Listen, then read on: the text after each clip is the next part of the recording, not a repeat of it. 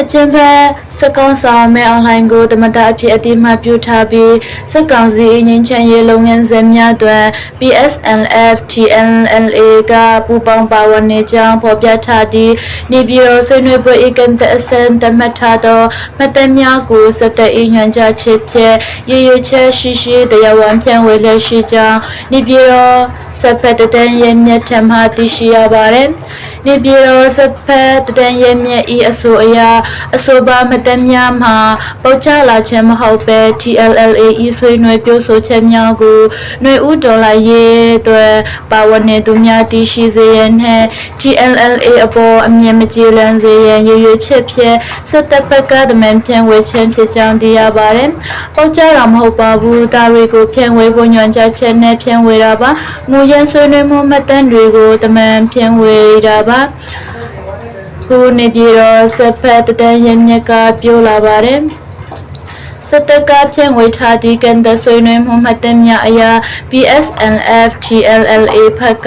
နိုင်ငံတော်သမ္မတနှင့် NSPNC တို့၏ရက်တရားငြိမ်းချမ်းရေးကြိုးပမ်းမှုအစီအစဉ်ကိုပူးပေါင်းဆောင်ရွက်ခြင်းကောင်းစဉ်အောက်တွင်2026ခုနှစ်ဧပြီလ15ရက်၌ပေါ်ပေါက်လာသောနိုင်ငံတော်သမ္မတ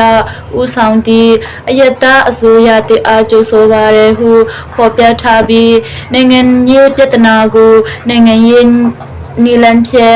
ည့်ရှင်းရေးအတွက်တဝန်လွှာပေးပို့ထားကြောင်းနဲ့ညင်ချဲရေးကြိုးပမ်းမှုများတွင်လက်တွေ့ပူးပေါင်းဆောင်ရွက်ရန်အသင့်ရှိကြောင်းပြောကြားခဲ့ကြောင်းသိရှိရပါတယ်။ထို့ပြန် TLLA ဘက်က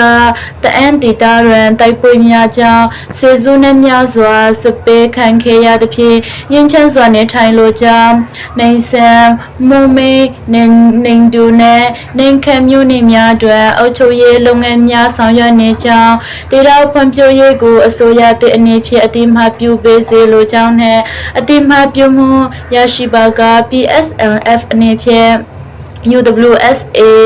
NDAA တို့ကဲ့သို့မဟာမိတ်အဖွဲ့များနဲ့အတူစက်ကောင်စီအငင်းချမ်းရေးလုပ်ငန်းစဉ်တွင်ပုံမတကြွစွာပါဝင်မိဖြစ်ကြောင်းဖော်ပြထားပါတယ်။မတန်တွင် TLLA ဘက်ကတအင်းပြည်နယ်ပေါ်ပေါက်ရေးကိုရမှန်ထားတော်လဲပြည်ထောင်စုမှာကြွေးထွက်မီမဟုတ်ပဲဖွဲ့စည်းပုံအခြေခံဥပဒေအရအခြားပြည်နယ်များကဲ့သို့တန်တူအုပ်ချုပ်ခွင့်ရရှိရေးကိုသာရည်ရွယ်ကြောင်းလဲရည်သားထားပါတယ်။ထို့ပြင်ဟန်လန်တဘောတူညီချက်အရအပြစ်အခက်ရစေရေးပုံမခိုင်မာလာခြင်းနဲ့အမျှ TLLA နဲ့မြန်မာတပ်မတော်ကြားယုံကြည်မှုပုံမအားကောင်းလာပြီးတပ်မတော်နဲ့လိုအပ်သလိုသွေးဆောင်လိုအပ်လို့တွေးဆုံဆွေးနွေးပြီးအပြည့်အဝပူပေါင်းဆောင်ရွက်လျက်ရှိပါ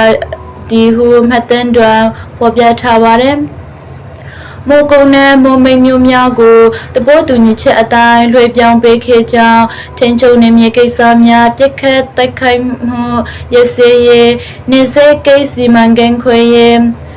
ကုန်သွယ်ရေးလမ်းကြောင်းလုံခြုံရေးမြန်မာနဲ့တရုတ်နိုင်ငံတို့၏အရေးကြီးအကျိုးစီးပွားကာကွယ်ရေးအွန်လိုင်းလိမ်လည်မှုလောင်ကစားမှုရစေဝါနဲ့ပြည်ထောင်စုလုပ်ငန်းတိုက်ဖြတ်ရေးတို့တွင်လည်းပူးပေါင်းဆောင်ရွက်နေကြောင်း TNLA ဖက်ကပြောလာပါတယ်လူမှုစီးပွားရေးဘဝကန်ဒါနဲ့ပတ်သက်၍လာရှိုမျိုးလက်ဆက်မီပြန်လည်ရရှိရေးတွင်ပူးပေါင်းဆောင်ရွက်ခဲ့ကြောင်းတအန်ဒေတာရန်စပေ COV ID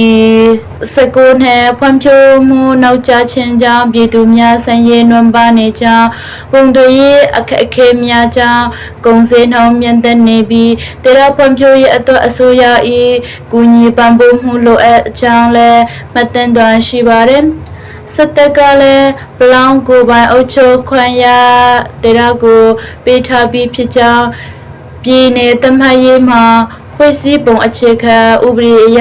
လွတ်တော်၏လုပ်ငန်းစဉ်ဖြစ်ကြောင်းဒေသဖွံ့ဖြိုးရေးလုပ်ငန်းများကိုအုပ်ချုပ်ရေးလမ်းကြောင်းမှတဆင့်ဆောင်ရွက်ပေးနိုင်ကြောင်းတအန်ပညာရေးစင်တာများကိုပညာရေးဝန်ကြီးဌာနတင်ယူညွှန်တဲ့အညီဆောင်ရွက်ပါကတရားဝင်ကြောင်းများအဖြစ်အတိအမှပြုနိုင်ကြောင်းနဲ့လူဦးရေစရင်ကောက်ယူရေးတွင်လည်းပူးပေါင်းဆောင်ရွက်ရန်လိုအပ်ကြောင်းပြန်လည်ဆွေးနွေးထားပါတယ်ဆွေးနွေးပွဲအတွင်း NSPNC ဥက္ကဋ္ဌရပြေကယခုတွေ့ဆုံမှုက ယခုသွေးဆုံမှုသည်နေပြည်တော်တွင်ပထမဆုံးသွေးဆုံခြင်းဖြစ်ကြောင်းရေရှည်တည်တံ့ခိုင်မြဲသည့်ငြိမ်းချမ်းရေးတရားတည်ငြိမ်ရေးနှင့်ဖွံ့ဖြိုးရေးကိုဦးတည်ဆွေးနွေးစေလိုကြောင်းတအန်တရာဤပညာရေးကျန်းမာရေးနှင့်ဖွံ့ဖြိုးရေးလုပ်ငန်းများကိုပေါင်းစပ်ဆောင်ရွက်ပေးမည်ဖြစ်ကြောင်းပြောထားပါသည်၎င်းကလက်ရှိတွင်ရွေးကောက်ခံအစိုးရပေါ်ပေါက်လာပြီးဖြစ်သည့်အတွက်2008ဖွဲ့စည်းပုံအခြေခံဥပဒေပြင်ဆင်ရေးများကိုဆောင်ရွက်နိုင်ပြီးဖြစ်ကြောင်းနဲ့နေမြေတည်ငြိမ်ရေးဖွံ့ဖြိုးရေးဆိုင်ရာကိစ္စများကိုပွန်ပွန်လန်းလန်းဆွေးနွေးစေလိုကြောင်းလည်းပြောဆိုခဲ့ပါတယ် PSLF TNLA ဒုတိယဥက္ကဋ္ဌတာဂျူချာကလည်းငင်းချင်ရေးဆွေးနွေးပွဲတို့ဖိတ်ကြားသည့်အတွက်ကျေးဇူးတင်ရှိကြောင်းလက်ရှိတွင်တိုက်ပွဲများရပ်တန့်ပြီးပြည်သူများအေးချမ်းမှုစားတင်ရရှိနေပြီဖြစ်ကြောင်းနဲ့ယခုဆွေးနွေးပွဲမှာအပြုသဘောဆောင်သည့်ရလဒ်များထွက်ပေါ်လာမည်ဟုယုံကြည်ကြောင်းပြောထားပါတယ်။တစ်ဖက်တည်ငြိမ်းချမ်းရေးလုပ်ငန်းစဉ်များအပြည့်အခက်ရစေရေးနိုင်ငံရေးပြဿနာကိုနိုင်ငံရေးနည်းလမ်းဖြင့်ဖြေရှင်းရေးဒေသဖွံ့ဖြိုးရေးပညာရေးကျန်းမာရေးနဲ့လက်ပတ်ဆက်သွယ်ရေးကိစ္စများကိုအပြင်အလှန်ဆွေးနွေးခဲ့ကြပြီးဆွေးနွေးချက်များကိုမှတ်တမ်းတင်ကလက်မှတ်ရေးထိုးခဲ့ကြောင်းမှတ်တမ်းများတွင်ဖော်ပြထားပါတယ်ထို့နောက်နှစ်ဖက်သည်နောက်တစ်ကြိမ်သွေးဆောင်ဆွေးနွေးပွဲကိုနန်းဆန်မြို့၌ကျင်းပနိုင်ရေးအတွက်ဆက်လက်ညှိနှိုင်းသွားရန်သဘောတူခဲ့ကြောင်းသိရပါတယ်။